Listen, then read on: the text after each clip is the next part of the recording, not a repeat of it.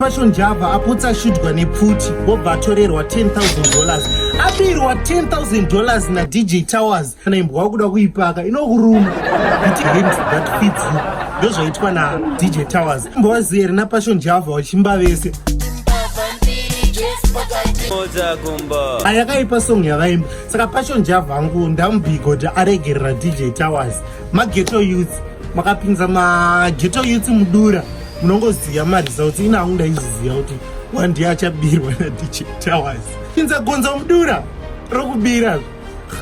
pa DJ Tawas ndamubhiga kuti hana kuramba mhosva yake abva ibvuma chimbonzwa audio Prophet Fashion Java unotobatsira Paghetto youth but Paghetto youth ine problem isusu anana Tawas inozvimirira ndega